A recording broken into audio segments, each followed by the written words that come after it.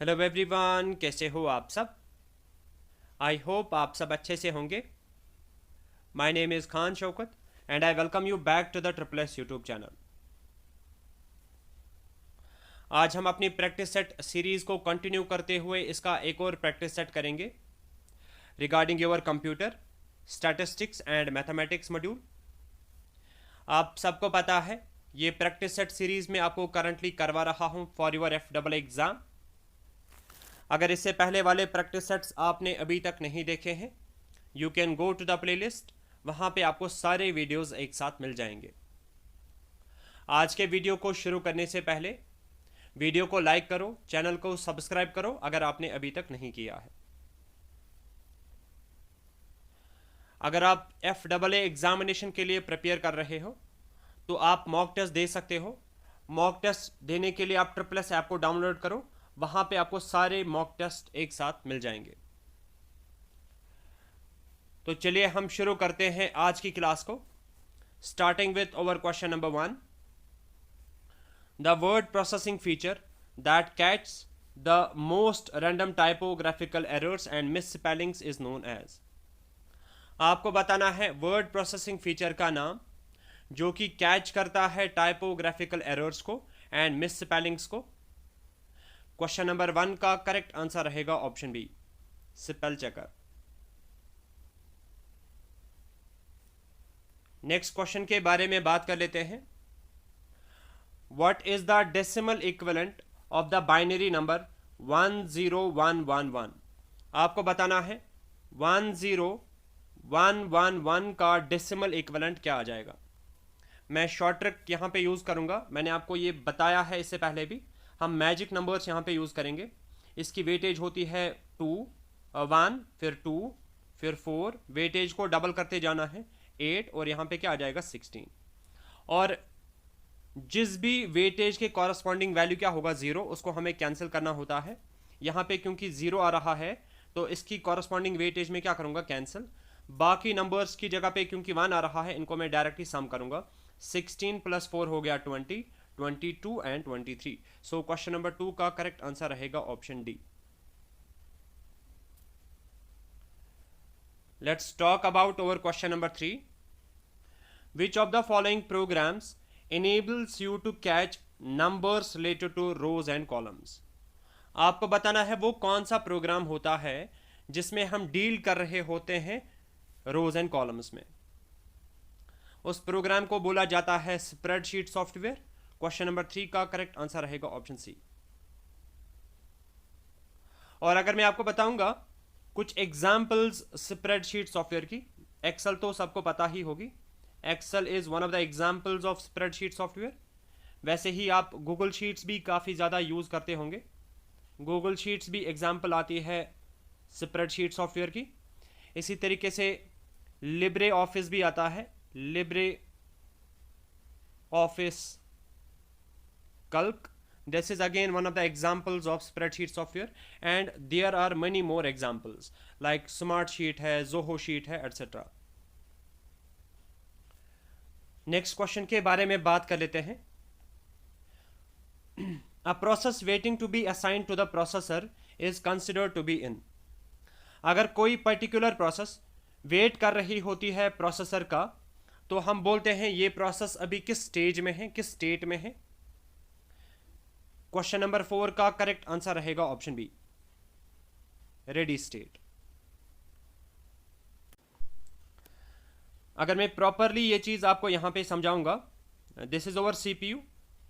CPU का काम क्या होता है, प्रोसेसेस को एग्जीक्यूट करना।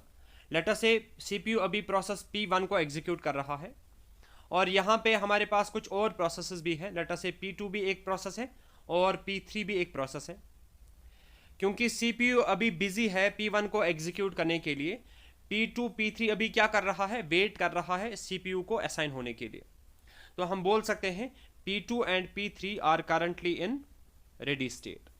वाइल एज वो प्रोसेस जिसको सीपीयू करंटली एग्जीक्यूट कर रहा है, हम बोलते हैं ये प्रोसेस अभी किस स्टेट में है, रनिंग स्टेट में, रनिंग स्टेट में। और ये प्रोसेसेस जो वेट कर रही होती है सीपीयू का, ये कहाँ पे रखी जाती है, इसको हम बोलते हैं रेडी क्यू ये भी आप याद रखोगे। Ready, Q.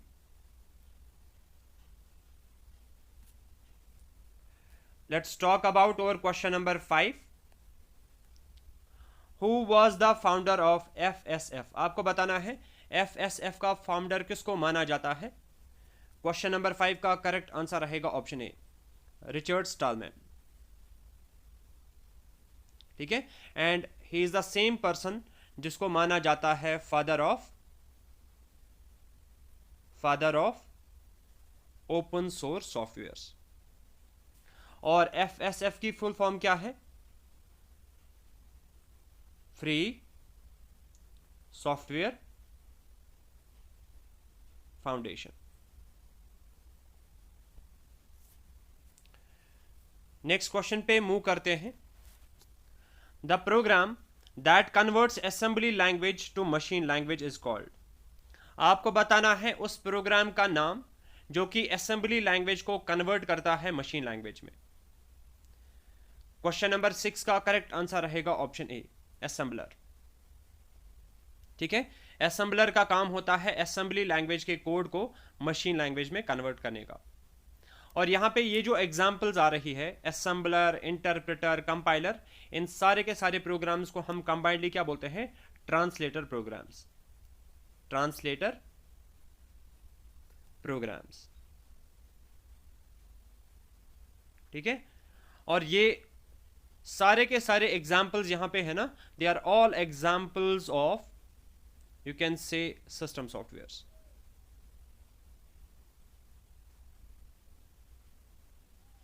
अब आप मुझे कमेंट सेक्शन में बताओगे what is the difference between interpreter and compiler. काफी बेसिक चीजें मैं आपसे पूछ रहा हूं बिकॉज एग्जामिनेशन में फिर इसी पैटर्न के क्वेश्चंस आपको देखने को मिल जाते हैं। Let's talk about our question number 7। What type of network is the internet? आपको बताना है इंटरनेट किस टाइप का नेटवर्क है। क्वेश्चन नंबर 7 का करेक्ट आंसर रहेगा ऑप्शन डी, वैन। और वैन की फुल फॉर्म क्या आती है? Wide area network. Wide area network. अगर मैं मैन की बात करूंगा, मैन की फुल फॉर्म क्या आती है? Metropolitan area network. लैन की फुल फॉर्म आती है लोकल एरिया नेटवर्क। और पैन की फुल फॉर्म आती है personal area network. Let's move to our question number 8। Which virus attacks itself directly to .exe or .com file and enters the device while its execution? आपको बताना है वो कौन सा वायरस होता है जो कि अपने आप को डायरेक्टली अटैच कर लेता है .exe फाइल्स को और .com फाइल्स को जब हम इन फाइल्स को एग्जीक्यूट कर रहे होते हैं। क्वेश्चन नंबर 8 का करेक्ट आंसर रहेगा option C, direct action virus. Next question के बारे में बात कर लेते हैं। Which of the following is not an open source operating system? आपको बताना है फ्रॉम द गिवन 4 ऑप्शंस इनमें से कौन सा ओपन सोर्स ऑपरेटिंग सिस्टम नहीं है। क्वेश्चन नंबर 9 का करेक्ट आंसर रहेगा ऑप्शन बी, विंडोज। विंडोज आप सबको पता है it is an example of proprietary software, तो ये ओपन सोर्स की कैटेगरी में नहीं आएगा। एक और क्वेश्चन आपके लिए, फ्री BSD में जो ये BSD आ रहा है इसकी फुल फॉर्म क्या है? ये आप मुझे बताओगे कमेंट सेक्शन में। बात करते हैं कंप्यूटर मॉड्यूल के लास्ट क्वेश्चन के बारे में। विच of the following is not a feature of primary memory? आपको बताना है फ्रॉम द गिवन 4 ऑप्शंस इनमें से कौन सा फीचर नहीं है प्राइमरी मेमोरी का। Talking about option A, it is accessed directly by the processor. ये तो बिल्कुल सही बात है, मैंने आपको बार बार बताया है primary memory is directly accessible to the CPU। It is one of the fastest memories available, ये भी बिल्कुल सही पॉइंट है। Its contents are lost once power is switched off, ये भी बिल्कुल सही है। हमको पता है that particularly if I talk about RAM, इसका कंटेंट क्या हो जाता है? लॉस हो जाता है जब हम पावर ऑफ करते हैं अपने सिस्टम को। तो मैं बोल सकता हूं रैम किस टाइप की मेमोरी है? It is a volatile memory. Volatile memory. Talking about option D, it is non volatile. Primary memory या रैम जो है ये नॉन वोलेटाइल नहीं होती है। सो क्वेश्चन नंबर 10 का करेक्ट आंसर रहेगा ऑप्शन डी, ये फीचर नहीं है प्राइमरी मेमोरी का। तो होपफुली कंप्यूटर मॉड्यूल के सारे क्वेश्चंस आपको अच्छे से समझ में आ गए होंगे। मैं बिल्कुल बेसिक लेवल यहाँ पे रख रहा हूँ क्योंकि एग्जामिनेशन में भी ऐसे ही क्वेश्चंस बाद में आपको देखने को मिल जाते हैं। Let's talk about over question number 11 और यहाँ से हमारा स्टैटिस्टिक्स मॉड्यूल शुरू हो जाता है। If an inquiry is conducted as and when necessary without any regularity or periodicity it is termed as.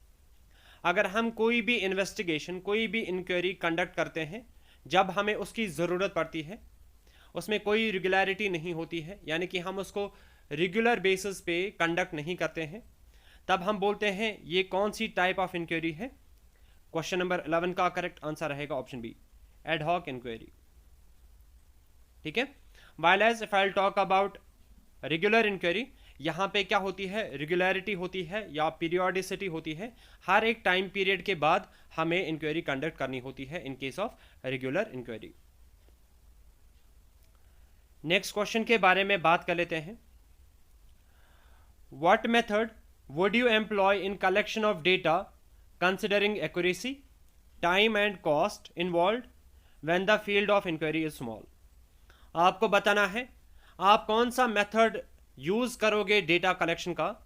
अगर आपको एक्यूरेसी पे ध्यान देना है, टाइम कॉन्स्टेंट भी आपको ध्यान में रखना है, कॉस्ट भी आपको ध्यान में रखना है, लेकिन जो आपका फील्ड ऑफ इंक्वायरी है वो छोटा अगर होगा तो उस टाइम पे आप कौन सा method of data collection use करोगे। The most appropriate answer of for question number 12 will be option A, direct personal interview.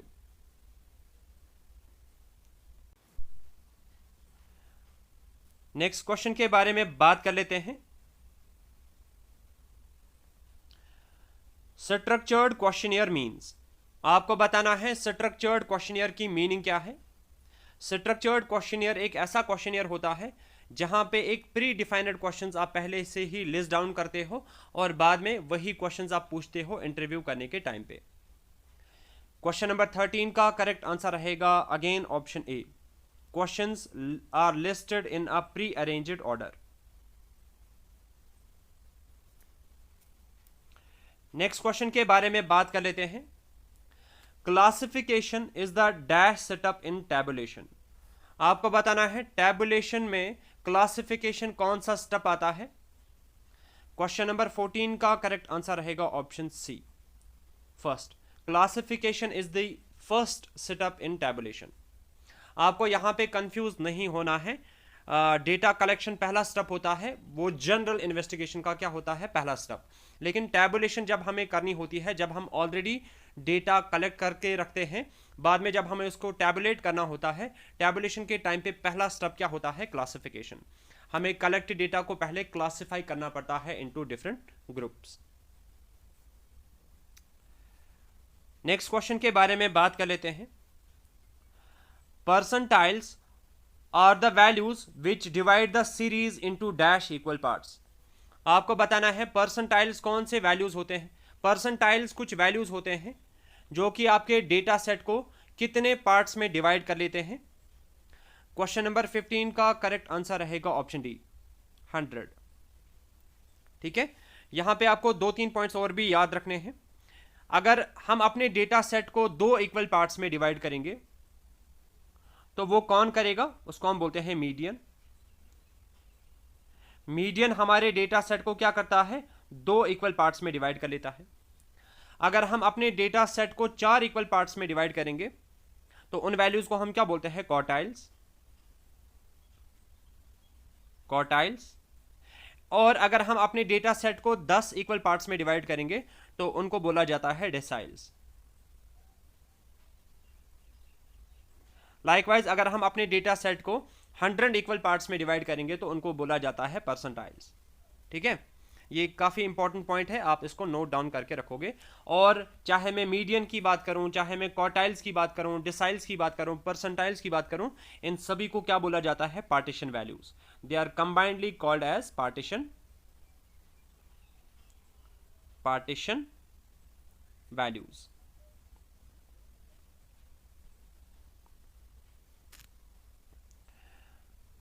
Next question के बारे में बात कर लेते हैं। For two equally likely exhaustive and independent events A and B, probability of A B is. हमें यहां पे दो equally likely exhaustive and independent events दिए गए हैं ए एंड बी। आपको बताना है probability of A dot B किसके बराबर होगी। मैं इस चीज को आपको प्रॉपरली समझाता हूं। अगर दो इवेंट्स आपस में क्या होंगे, इक्वली लाइकली, मींस दैट उस टाइम पे प्रोबेबिलिटी ऑफ ए जो है वो किसके बराबर होगी, probability of B. In case of equally likely events, probability of event A will be equal to probability of event B, यानी कि हर एक इवेंट के इक्वल चांसेस होंगे। और अगर मैं दोनों प्रोबेबिलिटीज को फिलहाल के लिए रिप्रेजेंट करूंगा एक्स से, मैं इसको डिनोट कर रहा हूं फॉर नाउ किससे, एक्स से। दूसरा पॉइंट हमें यहां पे क्वेश्चन में क्या दिया गया है, अब हमें बताया जा रहा है ये जो दो इवेंट्स हैं ये क्या है, एग्जॉस्टिव। एग्जॉस्टिव का मतलब हो गया अगर हम सारे के सारे इवेंट्स की प्रोबेबिलिटीज का आपस में सम करेंगे तो वो 1 के बराबर आएगा। यानी कि अगर मैं probability of A plus probability of B करूंगा तो वो किसके बराबर आ जाएगा, 1 के बराबर। प्रोबेबिलिटी ऑफ ए को मैंने किससे रिप्रेजेंट कर लिया, एक्स से, प्लस प्रोबेबिलिटी ऑफ बी भी किससे रिप्रेजेंट हो रहा है, एक्स से। X plus x is equal to 1 which is equal to 2x is equal to 1, means that x का वैल्यू यहां पे क्या आ जाएगा, 1 डिवाइडेड बाई 2।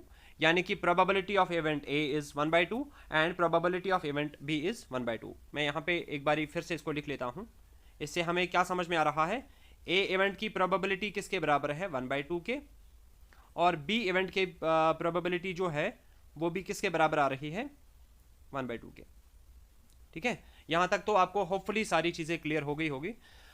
अब क्योंकि ये दोनों इवेंट्स जो है ये क्या है, इंडिपेंडेंट भी है। Since these two events are independent, independent events के टाइम पे हमें probability of A dot B निकालनी है, ए एंड बी निकालनी है। तो मैं इसको इस तरीके से रिप्रेजेंट कर सकता हूं, probability of A intersection B. Intersection का मतलब ही होता है एंड, तो वो होती है बराबर probability of A into probability of B. In case of independent events, probability of A intersection B किसके बराबर होता है, probability of A into probability of B. तो वो अगर मैं यहां पे सॉल्व करूंगा, प्रोबेबिलिटी ऑफ ए किसके बराबर आया, 1/2 इनटू प्रोबेबिलिटी ऑफ बी किसके बराबर आया, 1/2।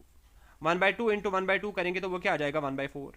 1/4 अगर आप सॉल्व करोगे तो ये किसके बराबर आ जाएगा, 0.25। सो क्वेश्चन नंबर 16 का करेक्ट आंसर रहेगा ऑप्शन बी। होपफुली ये पॉइंट आपको अच्छे से समझ में आ गया होगा। Let's move to over question number 17। If A is equal to 450, B is equal to 650, AB is equal to 310 and N is equal to 1000, हमें यहाँ पे कुछ डेटा दिया गया है। आपको बताना है इस डेटा के अकॉर्डिंग A और B के बीच में क्या रिलेशनशिप होगी। हमें यहाँ पे AB का वैल्यू दिया गया है बराबर 310। लाइकवाइज अगर मैं यहाँ पे निकालूंगा A into B upon n, comparison method में यूज कर रहा हूं, वैल्यूज को पुट करेंगे। ए का वैल्यू आ रहा है 450 इनटू बी का वैल्यू आ रहा है 650 divided by n is equal to 1000। Cancellation करेंगे, 2 जीरो से 2 जीरोज हो जाएंगे cancel, 5 2s are 10, 5 9s are 45, 9 into 65 अगर आप करोगे वो आ जाएगा बराबर 585 divided by 2, which in turn will be equal to 292.5। ठीक है, तो यहां पे अगर मैं रखूंगा एक साइड से ए बी और दूसरे साइड से क्या रखूंगा, ए इंटू बी अपॉन एन, आप देखोगे ए बी का वैल्यू यहां पे क्या आ रहा है, 310, और ए इंटू बी अपॉन एन का वैल्यू क्या आ रहा है, 292.5। तो इससे हमें एक चीज समझ में आ रही है, ए बी का वैल्यू क्या है, ग्रेटर देन ए इंटू बी अपॉन एन के। जब भी ये रिलेशनशिप एग्जिस्ट करती है तब हमें पता है नंबर्स आपस में क्या होते हैं, पॉजिटिवली एसोसिएटेड। क्वेश्चन नंबर 17 का करेक्ट आंसर रहेगा ऑप्शन सी। बात करते हैं क्वेश्चन नंबर 18 के बारे में। Dash is done by selecting a sample of adequate number of representative families from a class of people for whom the index is designed.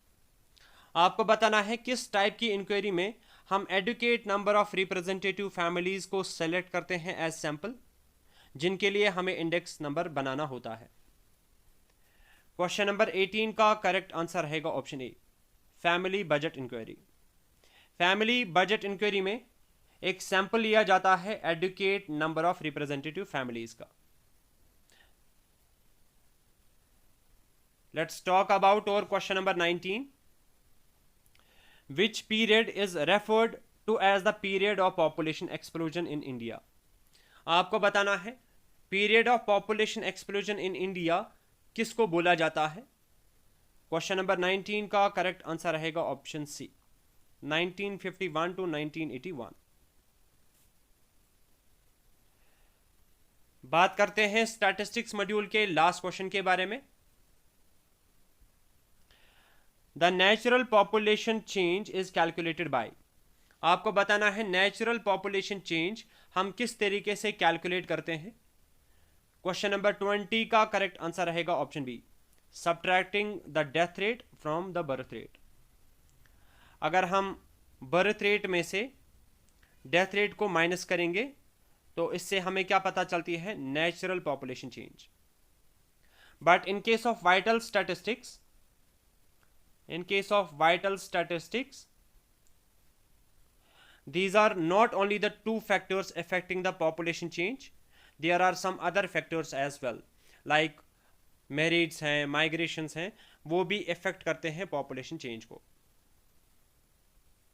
तो hopefully statistics module के भी सारे क्वेश्चंस आपको समझ में आ गए होंगे. अब हम बात कर लेते हैं यहां से मैथमेटिक्स मॉड्यूल के बारे में. Talking about question number 21, if A is equal to 0, 1, 2, 4, B is equal to 1, 3, 5, then A minus B into A intersection B is equal to. हमें यहाँ पे एक सेट दिया गया है A बराबर 0, 1, 2, 4 और दूसरा सेट B आ रहा है बराबर 1, 3 एंड 5. अब हमें क्या निकालना है, सबसे पहले मैं यहां पे निकालूंगा a माइनस बी.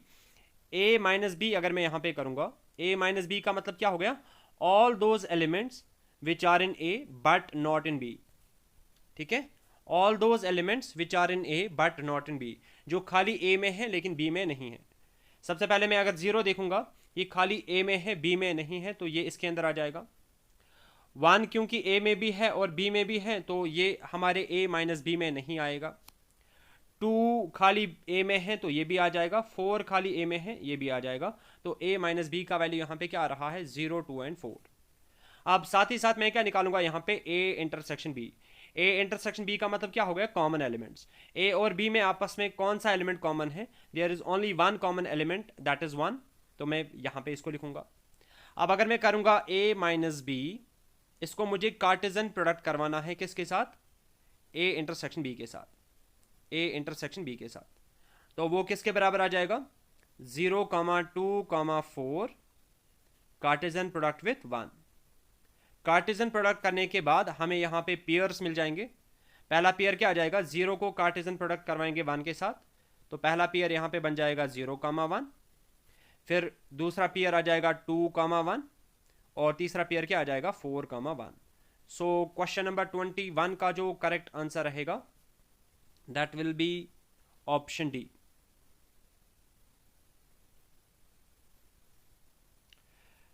बात करते हैं क्वेश्चन नंबर 22 के बारे में. If the direction cosines of a line are k k k, अगर किसी भी स्पेसिफिक लाइन के डायरेक्शन कोसाइंस क्या है, के के के, तब आपको बताना है के किसके बराबर होगा. हमें इतना पता है, अगर L, M एंड n क्या होंगे किसी लाइन के डायरेक्शन कोसाइंस, डायरेक्शन कोसाइंस, तो उस टाइम पे एक रिलेशनशिप यहां पे एग्जिस्ट करती है, दैट इज उस टाइम पे L square plus M square plus N square किसके बराबर होता है, 1 के बराबर. ये मैंने आपको बहुत बार ऑलरेडी बताया है. अब instead of L, M, N हमारे डायरेक्शन कोसाइंस क्या है, के के के. अगर मैं एल स्क्वायर लूंगा तो यहाँ पे मुझे क्या लेना पड़ेगा फिर के स्क्वायर, एम स्क्वायर के बदले भी मैं क्या लूंगा के स्क्वायर, प्लस एन का वैल्यू भी बराबर है के, तो मैं यहाँ पे क्या लूंगा के स्क्वायर इज इक्वल टू 1। ये क्या बन जाएगा, this will be 3k square is equal to 1। तो के स्क्वायर का वैल्यू यहाँ पे क्या आ जाएगा 1 डिवाइडेड बाई 3। सो के का वैल्यू अगर मैं यहाँ पे देखूंगा that will be equal to square, अगर इज इक्वल टू के राइट साइड में जाएगा तो यहाँ पे ये रूट बनेगा अंडर रूट ऑफ 1/3, और रूट के साथ हमेशा साइन क्या होता है plus minus. Under root of 1 क्योंकि 1 के बराबर ही होता है तो मैं 1 को बाहर रखूंगा, divided by under root of 3, साथ में क्या आ जाएगा प्लस माइनस। सो इसके अकॉर्डिंग क्वेश्चन नंबर 22 का करेक्ट आंसर रहेगा ऑप्शन डी।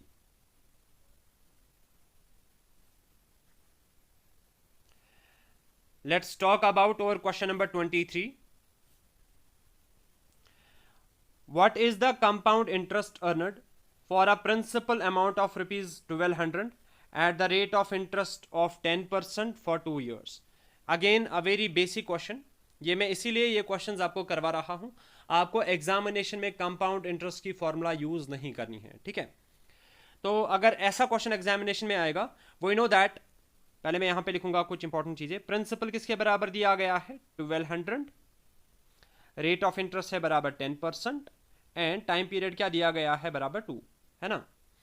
तो हमें इतना पता है कंपाउंड इंटरेस्ट अगर मैं इसका निकालूंगा वो किसके बराबर आ जाएगा, प्रिंसिपल क्योंकि हमेशा अपने आप का 100% होता है, और रेट ऑफ इंटरेस्ट कितना बढ़ रहा है 10%, तो पहले साल के लिए ये कितना बन जाएगा 110% पहले साल के लिए, इंटू 110% दूसरे साल के लिए, इंटू प्रिंसिपल कितना है 1200।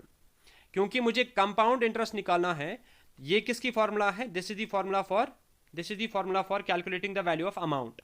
अगर मुझे कंपाउंड इंटरेस्ट निकालना है तो इस अमाउंट को मैं माइनस क्या करूंगा प्रिंसिपल कितना है यहाँ पे 1200, ठीक है। कैंसिलेशन करेंगे, आपका आंसर कुछ ही देर में आ जाएगा। 00 से 00 कैंसिल, 00 से 00 कैंसिल, तो कंपाउंड इंटरेस्ट यहाँ पे क्या आएगा 11 करेंगे तो वो आ जाएगा 121 इंटू 12 माइनस 1200।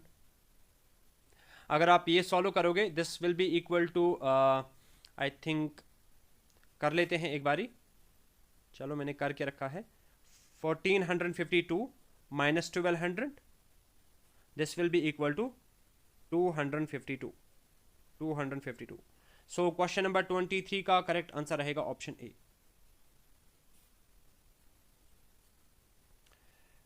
नेक्स्ट क्वेश्चन के बारे में बात कर लेते हैं। 2 अनबायस्ड कॉइन्स आर टॉस्ड, हम 2 कॉइन्स को टॉस कर रहे हैं। इफ 1 कॉइन शोज हेड, पहले कॉइन में क्या आया, पहले कॉइन में आया head, the probability that other coin also shows head is, आपको बताना है कि क्या प्रोबेबिलिटी रहेगी कि दूसरे कॉइन में भी क्या आ जाएगा, हेड ही आ जाएगा। Since these two events are independent of each other, इस पे हेड आएगा टेल आएगा, इट इज इंडिपेंडेंट कि इस पे क्या आएगा, हेड आएगा कि टेल आएगा। अगर इस पे ऑलरेडी हेड आ चुका है, इसके हेड आने से दूसरे कॉइन के आउटकम पे कोई भी फर्क नहीं पड़ेगा, यहां पे इसकी प्रोबेबिलिटी तो भी क्या रहेगी 1/2 ही रहेगी। सो क्वेश्चन नंबर 24 का करेक्ट आंसर रहेगा option B. Let's talk about over question number 25। The value of I dot J cross K plus J dot I cross K plus K dot I cross J is, आपको इस expression का value देखना है कि ये किसके बराबर होगा। ये क्वेश्चन सॉल्व करने से पहले आपको कुछ इंपॉर्टेंट पॉइंट्स याद रखने हैं। क्या पॉइंट्स है वो, इन केस ऑफ वेक्टर प्रोडक्ट अगर आप I क्रॉस J करते हो वो K के बराबर होता है, इनके ऊपर कैप है वो मैं मिस कर रहा हूं यहाँ पे, I क्रॉस J होता है बराबर K के, लाइकवाइज J क्रॉस K बराबर होता है I के, एंड K क्रॉस I बराबर होता है J के। ये पॉइंट्स आप पहले नोट डाउन करके रखोगे, this is the property of your vector product. However अगर मैं इसका रेसिप्रोकल लूंगा, इन case of J cross I वो होता है बराबर माइनस K के, K क्रॉस J बराबर होता है माइनस I क्रॉस K बराबर होता है माइनस J, ठीक है। ये पहले आप नोट डाउन करके रखोगे। अगर आपको इसमें कोई कंफ्यूजन आ रहा है, मैं आपको पहले थोड़ा और ये अंडरस्टैंड कराने की कोशिश कर लेता हूँ। आप सिंपली याद रखोगे, यहाँ पे एक एंटी क्लॉकवाइज साइकिल बन रहा है। अगर मैं आई को क्रॉस प्रोडक्ट करवाऊंगा किसके साथ, जे के साथ, अगर मैं आई को क्रॉस प्रोडक्ट करवाऊंगा जे के साथ तो वो मुझे क्या देता है, के। अगर मैं जे को क्रॉस प्रोडक्ट करवाऊंगा के के साथ वो मुझे देता है आई। अगर मैं के को क्रॉस प्रोडक्ट करवाऊंगा आई के साथ तो वो मुझे क्या देता है, जे। और रेसिप्रोकल में क्या आ जाएगा, नेगेटिव। अब आ जाओ इस वाले क्वेश्चन पे। इस वाले क्वेश्चन में हमने क्या करना है, इसको सॉल्व। मैं यहां पे लिखूंगा आई। अब देखो यहां पे क्या आ रहा है, जे क्रॉस के आ रहा है। जे क्रॉस के बदले में क्या लिख सकता हूं, आई लिख सकता हूं, डॉट आई प्लस यहां पे आ जाएगा जे डॉट आई क्रॉस के बदले में क्या लिख सकता हूं, आई क्रॉस के किसके बराबर आता है, माइनस जे के। तो यहां पे मैं क्या लिखूंगा, माइनस जे प्लस के इंटू आई क्रॉस जे के बदले में क्या लिख सकता हूं, के डॉट यहां पे मैं क्या लिखूंगा, के। फर्दर एक स्टेप सॉल्व करेंगे तो क्या आ जाएगा, सॉरी यहां पे माइनस जे आ जाएगा, मैंने बोला आपको लेकिन लिखा नहीं। आई डॉट आई किसके बराबर होता है, डॉट प्रोडक्ट की प्रॉपर्टी है 1, प्लस माइनस करेंगे तो माइनस, जे डॉट जे भी होता है बराबर 1 के, प्लस के डॉट के भी बराबर होता है 1 के। तो यहां पे ये 1 आपस में कैंसिल हो जाएगा, तो क्या बचा यहां पे 1। सो क्वेश्चन नंबर 25 का करेक्ट आंसर रहेगा ऑप्शन सी। बात करते हैं क्वेश्चन नंबर 26 के बारे में। 5 years ago the sum of the ages of A and B was 58 years। 5 साल पहले ए और बी की एज को जब हम सम करते थे तो वो आ रहा था बराबर 58। The difference between B's age 8 years ago, अगर हम बी की एज लेंगे 8 साल पहले की, and age 8 years from now, और ए की एज हम क्या लेंगे 8 years एक्स्ट्रा जो कि उसकी करंट एज है, और उन्हीं दो एज का अगर हम क्या निकालेंगे डिफरेंस, वो आता है बराबर 16 के। The ratio of present age of A and B is, आपको बताना है ए और बी का रेशियो क्या रहेगा प्रेजेंट एज का। अच्छा क्वेश्चन है, मैं इसको प्रॉपरली सॉल्व कर लेता हूं। मैं यहां पे लिखूंगा let present age of A and B x and y, दोनों की एज में क्या ले रहा हूं, एक्स एंड वाई, ठीक है। अब पहला स्टेटमेंट हमें क्या बताया जा रहा है, 5 years ago, 5 साल पहले ए की एज कितनी होती, x माइनस 5। और इसको जब मैं सम करता हूं किसके साथ, with the age of B की एज क्या होती 5 साल पहले, y माइनस 5। तो इनका सम किसके बराबर आ रहा है, 58 के बराबर, 58 के बराबर। तो अगर मैं फर्दर इसको सॉल्व करूंगा तो ये आ जाएगा x minus 5 plus y minus 5 is equal to 58। ये आ जाएगा x plus y minus 10 is equal to 58। So x plus y will be equal to minus 10 is equal to के राइट साइड में जाएगा तो ये प्लस 10 बनेगा, ये आ जाएगा 68। यहां पे मैं लिख सकता हूं x will be equal to 68 minus y. तो पहले स्टेटमेंट को यूज करके मुझे कुछ इस तरीके का वैल्यू मिल रहा है, x is equal to 68 minus y. यहां पे मैं लिख लेता हूं ये x is equal to 68 minus y, पहले स्टेटमेंट को यूज करके। दूसरा स्टेटमेंट हमें क्या बता रहा है, the difference between B's age 8 years ago, B की एज 8 साल पहले क्या होती, y माइनस 8, क्योंकि बी की एज प्रेजेंट एज हमने क्या ले ली, y। इसको अगर मैं डिफरेंस करूंगा, माइनस करूंगा किसके साथ, ए की एज 8 years फ्रॉम नाउ, ए की एज 8 साल बाद क्या होगी, x प्लस 8। इन दोनों को अगर हम डिफरेंस करते हैं तो वो किसके बराबर आता है, 16 के। फर्दर अगर हम फिर से इसको सॉल्व करेंगे तो this will be y minus 8 minus x minus 8 is equal to 16। So this will be y minus x minus 16 is equal to 16। y minus x is equal to 16 बन जाएगा ये 32। सो यहाँ पे मुझे क्या मिल रहा है, if I talk about the value of x will be equal to y minus 32। यहां पे आप देखो this is our equation number 1 and this is our equation number 2।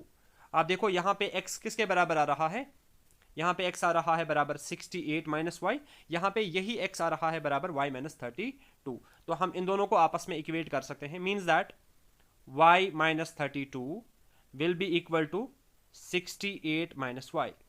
ठीक है, so y plus y will be equal to 68 plus 32.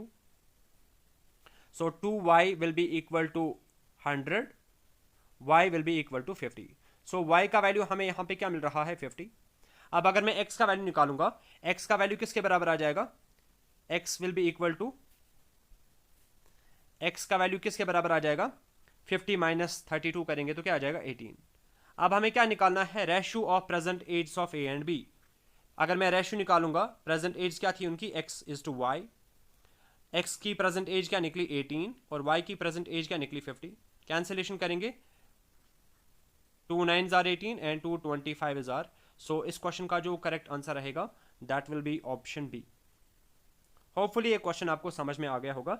मैं इसको काफ़ी lengthy तरीके से कर रहा हूँ आपको समझाने के लिए. इसके बहुत सारे स्टेप्स को रिड्यूस किया जा सकता था, बट आपको प्रॉपरली चीज़ें समझाने के लिए मैं इसको प्रॉपरली कर रहा हूँ. बात करते हैं क्वेश्चन नंबर 27 के बारे में. अच्छा क्वेश्चन है. पहले मैं फंक्शन यहाँ पे वापस से लिख लेता हूँ. F of x is equal to 1 plus x square by 2. एक स्टेप में यहाँ पे एक्स्ट्रा लिखूंगा, x cube by 3 plus so on plus x raise to power 100 upon 100. ये हमें एक फंक्शन देके हैं. आपको बताना है एफ डैश एक्स का वैल्यू क्या रहेगा at x is equal to 1. तो सबसे पहले मैं यहाँ पे एफ डैश एक्स निकालूंगा, यानी कि डेरिवेटिव निकालूंगा इसका. F dash x will be equal to 1 की डिफ्रेंसिएशन करेंगे क्योंकि 1 कॉन्स्टेंट है, कॉन्स्टेंट की डिफ्रेंसिएशन होती है बराबर 0 के. प्लस अगर मैं x की डिफ्रेंसिएशन करूंगा विथ रेस्पेक्ट टू x, वो 1 के बराबर आ जाएगा. एक्स स्क्वायर की डिफ्रेंसिएशन क्या आ जाएगी, 2x raise to power 1 divided by 2. X cube की डिफ्रेंसिएशन क्या आ जाएगी, 3x square upon 3 plus so on 100 x raise to power 100 की डिफ्रेंसिएशन क्या आ जाएगी, 100 x raise to power 99 upon 100. एक स्टेप फर्दर सॉल्व करेंगे, यहाँ पे आ जाएगा बराबर f dash x is equal to 0 लिखने की ज़रूरत नहीं है.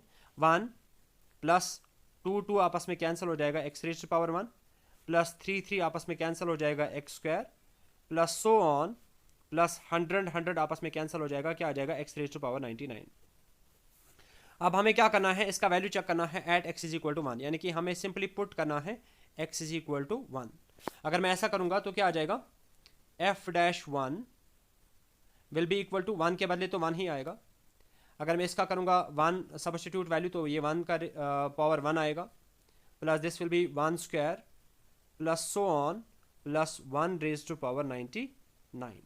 फर्दर अगर आप इसको सॉल्व करोगे, देखो 1 का पावर आप कुछ भी डाल दो तो वो 1 ही आएगा. एक तो ये 1 अलग से है, प्लस 1 से लेके 99 तक इसका भी वैल्यू 1 आएगा, प्लस इसका भी वैल्यू 1 आएगा, प्लस सो ऑन प्लस इसका भी वैल्यू क्या आ जाएगा 1. 1 से लेके 99 तक कितना बन जाएगा ये 99, और प्लस यहाँ से अलग से 1 है तो क्या आ जाएगा ये बराबर 100. सो इस क्वेश्चन का जो करेक्ट आंसर रहेगा that will be option B. Let's talk about over question number 28. Consider the relation R from x to y. हमें एक रिलेशन देके हैं फ्रॉम x टू y, और x का वैल्यू इस वाले सिनेरियो में क्या दिया गया है बराबर 1, 2, 3, और y का वैल्यू दिया गया है बराबर 8, 9. सबसे पहले मैं यहाँ पे कार्टेशियन प्रोडक्ट निकालूंगा. अगर मैं x इंटू वाई करूंगा वो किसके बराबर आ जाएगा, that will be equal to ordered pairs. यहाँ पे क्या बनेंगे, 1 को पेयर करवाएंगे 8 के साथ तो क्या बनेगा 1, 8. 1 को पेयर करवाएंगे 9 के साथ 1, 9. 2 को पेयर करवाएंगे 8 के साथ तो 2, 8. फिर 2, 9, 3, 8 एंड 3, 9. ये हमारे क्या बन रहे हैं, सारे के सारे ऑर्डर पेयर्स, जिसको हम सिंपली क्या बोलते हैं Cartesian product. And this is the largest relation possible over these two sets. और रिलेशन भी क्वेश्चन में देखे हैं, r इज इक्वल टू 1, 8, 2, 8, 1, 9 एंड 3, 9. अब आपको बताना है r कॉम्प्लीमेंट क्या आएगा. r कॉम्प्लीमेंट का वैल्यू आपको यहां पे कैलकुलेट करना है. r कॉम्प्लीमेंट का मतलब हो गया वो पेयर्स जो कि x क्रॉस y में तो है, कार्टेशियन प्रोडक्ट में तो है, लेकिन r के अंदर नहीं है. आप देखोगे 1, 8 ये R के अंदर भी है तो ये हमारे कॉम्प्लीमेंट में नहीं आएगा। 2,8 ये R के अंदर भी है तो ये हमारे कॉम्प्लीमेंट में नहीं आएगा। 1,9 ये R के अंदर है तो ये हमारे R कॉम्प्लीमेंट के अंदर नहीं आएगा।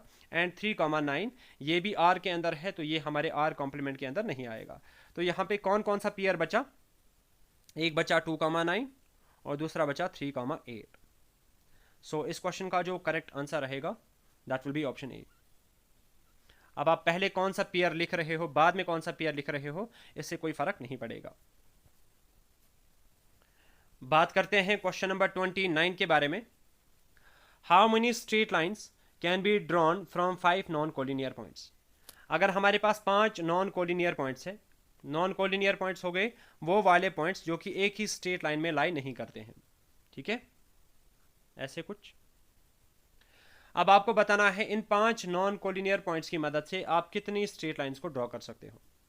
तो बहुत सिंपल क्वेश्चन है, n का वैल्यू है बराबर 5 और स्ट्रेट लाइन ड्रॉ करने के लिए हमें 2 पॉइंट्स चाहिए होते हैं, तो r का वैल्यू यहाँ पे क्या आ रहा है, बराबर 2 के। सो 5c2 कॉम्बिनेशन की फॉर्मूला मैं यहाँ पे अप्लाई करूंगा। This will be 5 factorial upon 5 minus 2 factorial into 2 factorial. This will be equal to 5 into 4 into 3 factorial divided by 3 factorial into 2 factorial 2 के बराबर ही होता है। कैंसिलेशन करेंगे, 3 फैक्टोरियल कैंसिल, 2 1 जार 2, 2 2 जार 4, 5 2 जार कितना हो गया 10। सो क्वेश्चन नंबर 29 का करेक्ट आंसर रहेगा ऑप्शन सी। बात करते हैं आज के सेशन के लास्ट क्वेश्चन के बारे में। फाइंड द डिटर्मिनेंट ऑफ, आपको क्या निकालना है, इसका डिटर्मिनेंट निकालना है। ये हमारे पास एक मैट्रिक्स है, इसका हमें क्या निकालना है, डिटर्मिनेंट। डिटर्मिनेंट निकालने के लिए मैं क्या करूंगा, सबसे पहले ये वैल्यू लूंगा 0, फिर क्या करूंगा, इसको और इसको आपस में कार्टेशियन प्रोडक्ट क्रॉस प्रोडक्ट कराऊंगा। लेकिन क्योंकि ये ऑलरेडी 0 है, इसके अंदर कुछ भी आ जाए तो ये टर्म क्या बन जाएगी, 0। फिर आता है फॉर्मूला का माइनस, फिर मैं क्या लूंगा, दूसरी टर्म यहाँ पे ये जो आ रहा है दिस इज -y, इसकी मदद से क्या हो जाएगा, ये वाला रो और ये वाला कॉलम डिलीट हो जाएगा। इनको हम क्रॉस प्रोडक्ट आपस में करवाएंगे, इसको इसके साथ मल्टीप्लाई करवाएंगे, 0 के साथ अगर मैं इसको मल्टीप्लाई करूंगा तो वो 0 ही रहेगा। फिर आता है बीच में फॉर्मूला का माइनस, और यहाँ पे -x1 जार अगर हम करेंगे तो वो -x ही आ जाएगा। फिर मैं लूँगा ये वाला एलिमेंट, इसकी वजह से ये वाला रो और ये वाला कॉलम क्या हो जाएगा, कैंसिल, क्योंकि ये ऑलरेडी 0 है, इसके अंदर अब कुछ भी आ जाए तो वो 0 ही रहने वाला है। तो ultimately this term will become 0, minus minus बन जाएगा +y, और यहाँ पे माइनस माइनस बन जाएगा +x, और ये वाली टर्म भी क्या रहेगी, 0 ही रहेगी, ठीक है। तो x इंटू वाई करेंगे तो क्या आ जाएगा, xy।